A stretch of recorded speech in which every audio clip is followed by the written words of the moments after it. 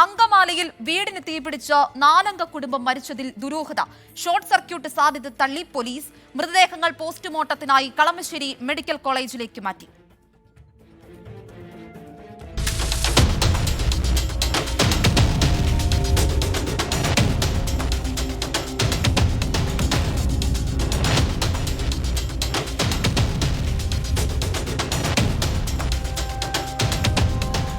പുലർച്ചെ 5:30 അങ്കമാലി പറക്കുളത്ത് ബിനീഷ് കുര്യൻ, ഭാര്യ അനു, മക്കളായ ജവാന, ജസ്വിൻ എന്നിവർ മുറിക്കുള്ളിൽ പൊള്ളലേറ്റ് മരിച്ചത്.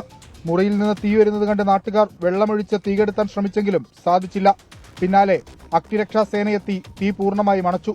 വീടിനോട് ചേർന്നുള്ള ഡ്രയർ യൂണിറ്റിൽ നിന്ന് തീ പടർന്നതാകാമെന്നായിരുന്നു ആദ്യ സംശയം. എന്നാൽ ഷോർട്ട് സർക്യൂട്ട് അടക്കമുള്ള സാധ്യത തള്ളുകയാണ് പോലീസും അഗ്നിരക്ഷാസേനയും. ഇവിടെ എത്തിക്കഴിഞ്ഞപ്പോൾ നല്ല ഫയർ ഇങ്ങനെ പുറത്തേക്ക് ഇങ്ങനെ തള്ളി വരികയായിരുന്നു. ഞങ്ങൾ പുറത്തുനിന്നും പിന്നീട് അകത്ത് കയറി അകത്തുനിന്നും ഫൈറ്റ് ചെയ്ത് കെടുത്തായിരുന്നു.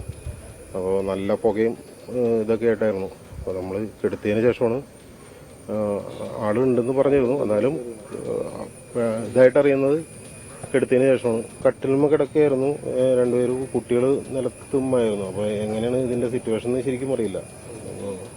നമ്മൾ കെടുത്തതിന് ശേഷമാണ് കാണുന്നത് തന്നെ, ബോഡി കാണുന്നത് തന്നെ. രക്ഷാപ്രവർത്തനത്തിയ നാട്ടുകാരും ചില സംശയങ്ങൾ പ്രകടിപ്പിച്ചു. ഒരു അമ്മയുടെ നിലവിളി കേൾക്കുന്നുണ്ട്. അപ്പം എന്താ സംഭവം? തൊട്ടടുത്ത അയൽവക്കുന്ന ജ്യേഷ്ഠനെ വിളിച്ചു. പുള്ളിയും കൂടി വന്നു. പുള്ളി നേരെ പോയി നോക്കുമ്പോൾ ഡോറ് തുറക്കാൻ ശ്രമിച്ചു. പക്ഷേ ഡോറ് ഒരു കാരണവശാലും തുറക്കാൻ പറ്റുന്നില്ല.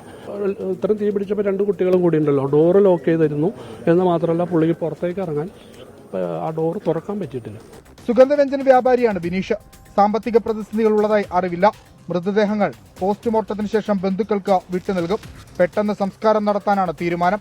ഷോർട്ട് സർക്യൂട്ടെങ്കിൽ ഒരാൾക്കെങ്കിലും രക്ഷപ്പെടാനാകുമായിരുന്നു എന്ന നിഗമനത്തിലാണ് ഫയർഫോഴ്സ്. തീ പടർന്നത് എങ്ങനെ, എവിടെ നിന്ന് എന്ന് കണ്ടെത്താനുള്ള അന്വേഷണമാണ് പുരോഗമിക്കുന്നത്. കൊച്ചിയിൽ നിന്ന് വിഷ്ണു സുരേഷ്, 24.